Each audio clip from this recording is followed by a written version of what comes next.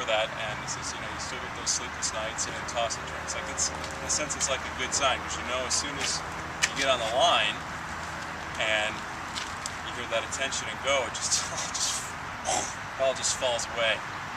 So you're sitting on the line, whether you've prepared a little bit or you've prepared for, decades, and you get that same sensation of kind of anxiety. I mean, if you're sitting there and you're like totally comfy and you're just kind of like, I mean, there may be some yawning. Interesting enough, you actually see this in terms of a lot of elites, sitting at the line and they'll be yawning and get a little more oxygen in the system. But I mean, if you're just totally comfortable, either you're racing preschoolers and you're not even worried about it, or there's something amiss. I mean, that little bit of swirling in your gut this is a good sign. It's like you're doing something that's going to be pushing your envelope a little bit, testing yourself. So this is good. How much preparation you've done is, at that point, is immaterial. You've done what you've done. You are where you are, and it's just a matter of taking it one stroke at a time and just staying there. So talk about this. It's like some of you guys with golf. It's like, if you take a bad stroke, it's like, so what?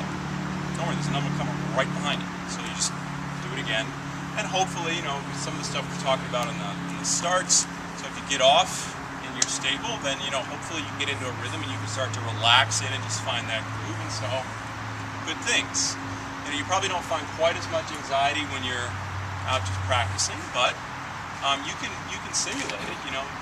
The nice thing about doing racing, whether it's like, I have prepping up, all this other stuff, is that it creates this firm deadline. It's like, here is the date that thou shalt line up and see what you're made of. So put all the pieces that you think you've been practicing, put them all together and let's see what I got.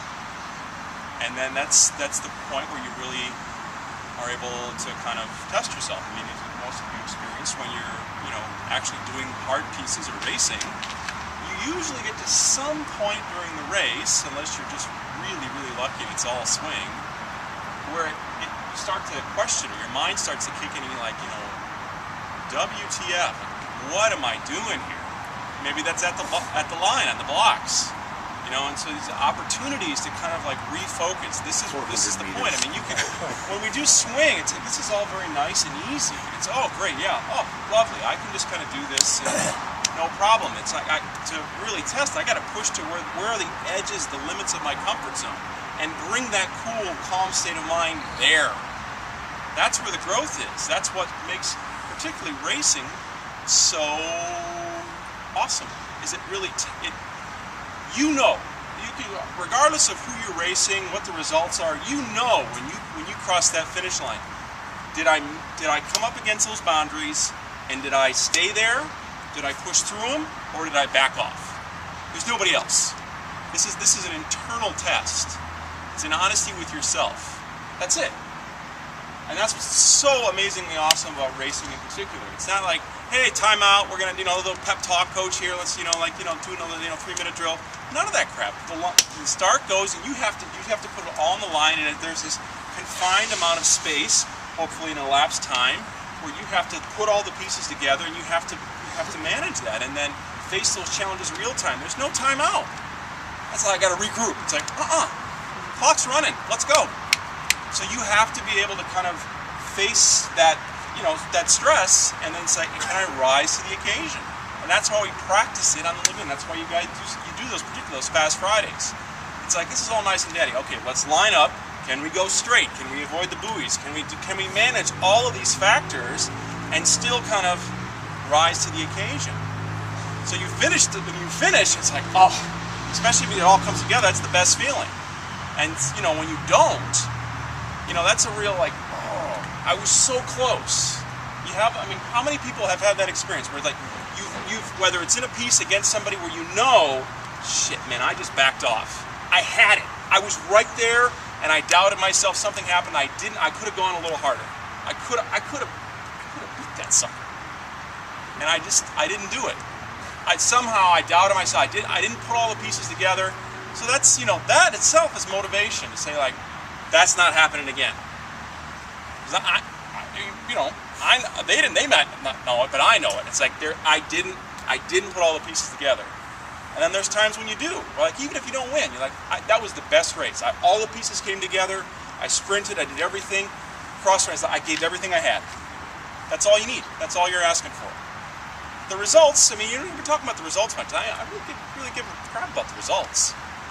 It's about what you guys are doing internally. Now, hopefully, if you're racing against somebody that's comparable, you got masters, you got age category, so hopefully, unless you got a ringer, you've got somebody who's at comparable speed. And so there's motivation. You have people there, so hopefully if they're there to make you go faster. Same thing when you do Fast Fridays. I mean, it's hard to get that same kind of, your body and your mind start going like, wait, slow down, this hurts. Yeah, but there's another person over there, and they don't seem to, I don't know what they're thinking, but if I did, both look at each other and go like, this is crazy, this hurts, let's just stop. But we don't have that mind link yet. So you're looking at them and you think, man, they're going to keep going. I got to keep going. And that pushes you more. So this is what we're looking to do, and this is why we race.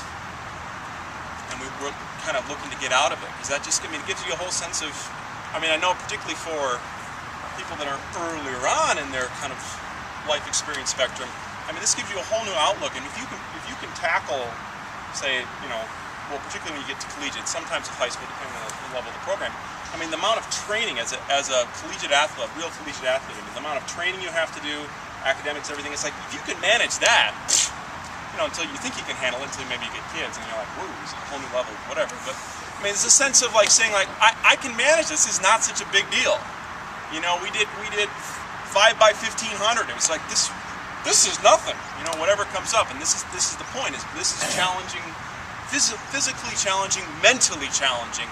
And if I can learn how to manage and sort of stay calm in those situations, the rest of life it puts it all in perspective. It's a piece of cake, man. It is, because it just gives you, it's not like it makes it easy, it gives you a different perspective. It's like, this is no problem.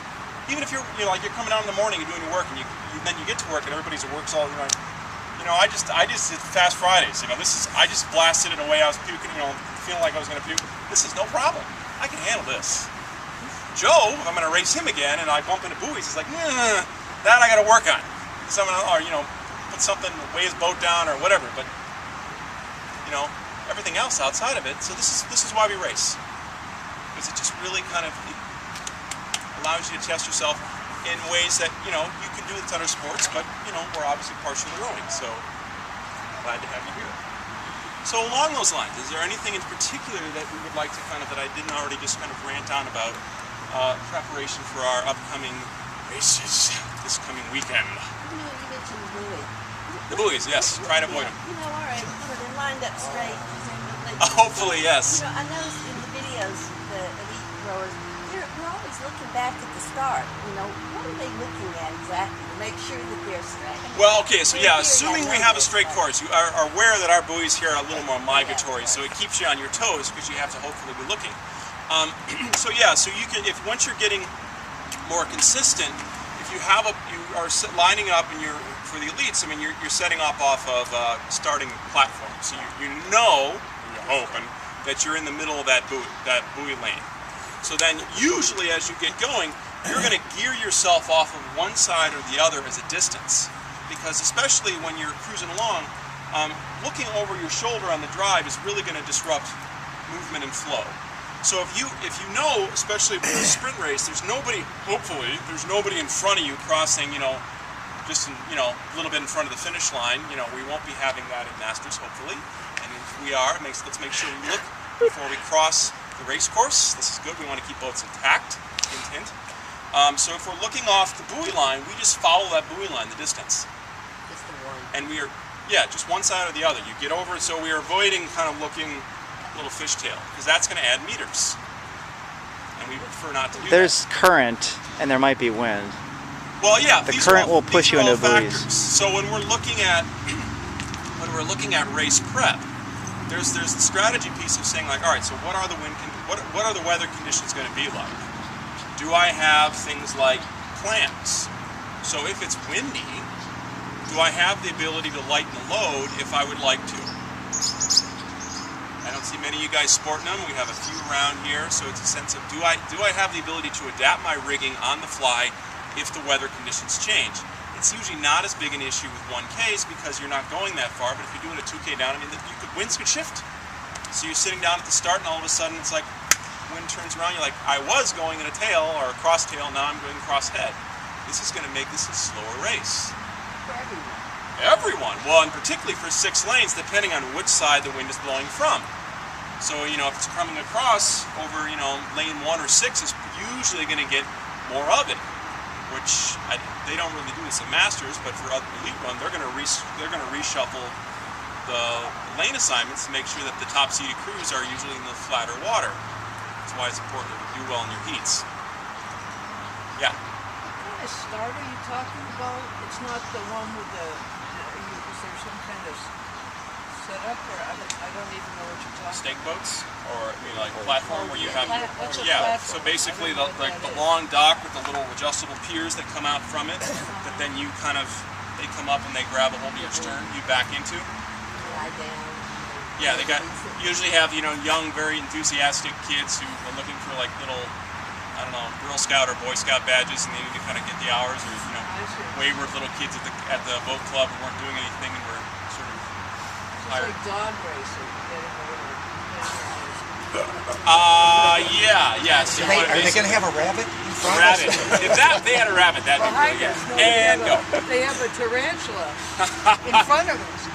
Yes, there's a fast-moving tarantula on roids. Good, yes. Geese. Yeah. So hopefully, so we're aware that they are. I'm guessing they're probably going to have stake boats, right? Not a platform. Hopefully. Yeah. What's So a stake boat? stake boat is basically just a launch that has been hopefully anchored at an appropriate spot in the river, so that you come up and you back down onto that. Or somebody sitting in that launch who then grabs a hold of your stern as you back into it, and then from there they can hold on to you and move you up a little bit back and forth to hopefully keep you all aligned. The problem with stake boats is that depending on the size of the boats, you have less ability to kind of adjust that. So, you know, if you're usually, if they're setting them up, say for 8s, when you do your singles, you're obviously going to be racing an extra 30 meters. Not 30, well, I mean, 30 meters, about like 30 feet, a little bit further. So it's a little distance in because the 8s are a little longer than the singles. You get it. That's the least about Yeah. So we have that. What else? Anything? Any other? Well, in terms of staying straight, I find the biggest problem is they get you set, Yeah. and the wind's blowing. And Right. you're Okay. starting So to, you know, your boat is going, and you start, and you're heading toward. I've hit buoys right off. on Yeah. like the 6th. Yeah. That would not be. We would prefer not to do that. Well, how do you just? Okay, so if we know what the wind conditions are, if we're actually paying attention to this, we're getting into the finer nuances of this. So if I first of all, I hopefully know what the starting sequence is going to be. And if they're going to say, all right, you know, whether we're doing a countdown start or we're doing a quick start, depending on what the wind conditions are. If we're doing a countdown start, hopefully which would be, you know, 5, 4, 3, 2, 1, attention, row, we know that there's wind, we can adjust our bow into that wind a little bit, so that hopefully by the time we get down to 1, we're hopefully straight. These are some, you know, one of the times when you actually might appreciate that having a coxswain to worry about some of this stuff is advantageous, but once you actually start moving, having a coxswain at a single, you really get sick of that quick because they're heavy. So we want to make sure that we have that anticipation of where do we want to be at a particular point in time, so that then hopefully we don't have to tap it up. Because if we're tapping it up too much, that's going to sort of pull us back and, you know, forward and mess up the alignment. So we have to kind of anticipate what's going to happen based on what the weather conditions are. And also, I mean, they're running a ton of races at Masters, so I mean, there is a possibility that we're not going to have the sort of Olympic laser straight. It's like, yeah, good, and go rough. So, you know, you just have to wing it, and this is also part of it. I'm not aligned, you know, my hand was up, it's like, whatever. Sorry, flag went down, so improvise. What's the quick start? That's The quick start is, yeah, so we've got a lot of wind, you know, as soon as we have alignment, we're just going to attention go. So it's basically not giving you a countdown, or after a particular point, they won't acknowledge hands. So they're just saying, you know, we're gonna go to quick start, and so they're just trying to get the boats as approximate as they can, and just send them off before, you know, too much kind of adjusting around. So, and if we know that we also have current, we want to make sure we're looking at where this is going. So if we have time to get on the course before we race, size it up. What's the current flow? What's the rate of flow? Where is, you know, how does it actually move? We don't have to worry about this much here, or really for the most part down on the river, except for those little water jets down by the kind of east-west branch of it. But I mean, this will play in a little bit, so if you have a sense of what's going on, you can hopefully kind of make adjustments and add that into the race plan, which I think we were talking about. Well, when we were there earlier the year, the current definitely pushed us towards the spectator shore. Yeah. And it pushed all the boats in there. I don't know if you were pushed in, Sebastian, but yeah, like Brad and I ended up in the same lane and same, like on top of each other. Nice little love bump. Yeah. So yeah, I mean, it can be pretty interesting. I mean, you know, hey, he's got a nice Dartmouth shirt on there, and it's like racing in Dartmouth, particularly early in the year. The river is just ripping. I mean, it's not a fair. It's kind of a fair course, but I mean, you'll get like 450, 430 2Ks. Because it's just, I mean, it's a floating, it's kind of like you get them lined up and you go, and you can see it, particularly the way the current goes. They can race about 2 boats evenly early in the spring, but you get 3 boats and there's a definite disadvantage in terms of current. And you know when the current starts and when it drops you off, you can literally see, like, you're even in the boat and all of a sudden, so, you know, current is a huge factor that you just look at the movement of the water and you're like, oh, there's the fast stream right there. I think if you look at kind of compare the times from like Grand Rapids to here, you're probably going to see like a 20 to 30 second difference between your time here and a single and Faster. Yeah. It's faster than here. Yeah. They were really fast. Yeah. Which is why when we're looking at, when we're getting this sense of the settle, we want to just try to find that settle with the rating. And if we try to obsess too much about split, we may slow down, especially if the current is, you know, if they get some rain or something, you know, we could just, so we have to just be aware of the conditions. This is an outdoor sport, so stuff happens. So this is the nice thing about, I mean, with two boats and duels, usually it's fairly the conditions are fairly comparable for, you know, the 2 boats. But when you start getting 6 across, yeah, there's conditions, there's factors that you have to deal with. So it could be choppier in your lane than other. I mean, that was one of the big things with 2012 in London. If people were just griping about the fact that, you know, they didn't shift the lanes around soon enough, and there were crews that potentially could have medaled who were stuck in choppier conditions of wind and just, you know, weren't able to get it done. So this is racing, you know. It's much better than, you know, having an umpire blow a, you know, safer out call. I mean, there's fewer variables here, more of it's in your control, but there still are some factors that you just can't take care of, you know. If you want that, get on an erg. You want to deal with this, there's things you got to deal with, you know, in terms of wind comes up, stuff happens. So it's like, how do I adapt to that and, you know, make the best of it and know that it's not going to be exactly the same for everybody, but that's part of racing. I'll make an announcement. The current's going to cause me trouble. You know, that's what's happening to me. Okay. That's a good positive. You got that on video. Yeah. So watch out, because I'll just be bumping into you. Well, they also said they were going to close the locks Well, if they or close dams the or sluices, something. yeah, that would be good. So that cuts down the flow. Yeah, so that there's a little more. And that I would anticipate something like that. I mean, they do that for Boston, so there's less current usually, and in other places where they have a flow. So we want to. Okay, so anything else before we're just going to recap really quickly what we're going to be doing for the race? Anything else? Concerns, fears, trepidations, anything? Excitement? Okay, no, it's not too late. So we have several days yet. So when we're refining here this last few days of our row, so we want to make sure that we are practicing our starts. Okay, sequences of, you know, whatever you're doing, a 5-stroke, something in that sequence. Practicing just those, first doing them, you know, as we talked about in the past, somewhere in the half pressure, you know, something, get them nice and clean. And as we're doing those, remember that first stroke, we're thinking about really sitting in front of the sit bones and nice, not vertically tall, but just good length here, so that as soon as we move, we have pressure already connected, so we're much more likely to get those blades out clean. Okay?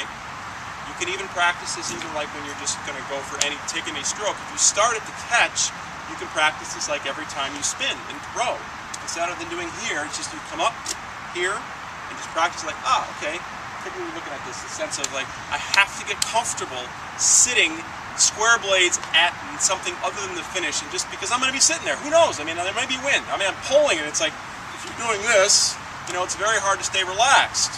If you go in the drink, that may throw your race plan off a little bit, because then you have to get in, get the water out, and something like that. So we want to get comfortable sitting there, and so practice it. We have several days. You can improve this, and as long as you know how to position your body mechanically, this will improve.